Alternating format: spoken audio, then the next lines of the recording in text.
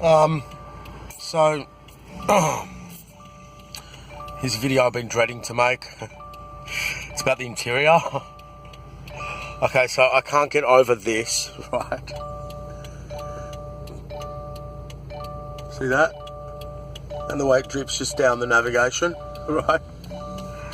So I've had the AC on for just a few minutes here and there, because if I leave it on, it's going to leak everywhere. So it's humid. There's humidity in the air. So there is a cost to this sort of sleek design. And the cost is that. So Subaru need to revise that, which they will, I guess, in the next model, in the update, 2018 update. And yeah, I mean, the sound system, I love it. And you know, when I got it, I was like, wow, how have they managed to actually not let this car vibrate? Well, it does now. So as you know, I'm not sure if I can actually do it. Let's see. Can I trigger the audio back on with this phone? No. Okay. So, alright, so here's the issue. So you'd have to basically take the door trim off, put all that stuff inside, and then also pack up this assembly here, like very thinly from behind. This door's worse. Like it's nothing you can tell till you put the speakers on with deep bass. But yeah, and it's doing it from it's doing it everywhere. So that's that. Otherwise, everything's great. I quite like the pestering message services, which it's time to change the oil and the oil filter. So it's time for an inspection, and it's gotten over the tyre warning, and I love it. Like, if you ignore it, it just seems to, I don't know what it does, but yeah, it was meant to be time to inspect the tyres, and they've gone green, so it reset itself because I ignored it. I was just like, I always set the tyres ahead of the service, so it works quite well.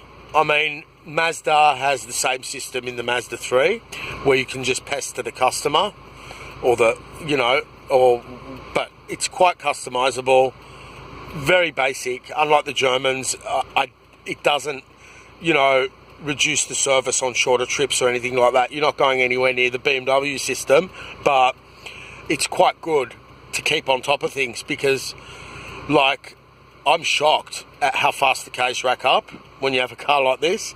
So, especially if you're going for little drives here and there, that 4,000 Ks is gonna fly. So you really want to use that system, because otherwise you're gonna cook your oil. So in between services, I add a litre, which isn't bad, not too bad at all.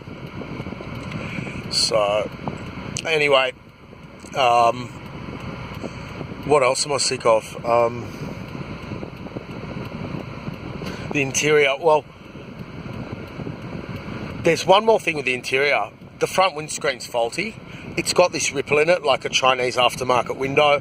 I understand they're saving weight and it's a racing car or whatever. That is so thin. But yeah, on certain viewing angles, the window's distorted over there. This button now gets stuck. See? So it works. Stuck. It doesn't help, but yeah, that's all good. AC's all right. Well, I've covered that, and we've discussed all the bullshit. But I mean, a year and a half on, is it a year? A year and a bit on, and all of a sudden I've got this. It sounds like you know, it sounds like the speakers are distorting, but they're not. So let's see if I can bring up a CD. And then to hear anything, you'd have to actually listen to it in the car, like with this Harmon Kardon, or you'd have to listen to it on a proper, with surround sound or whatever. So where's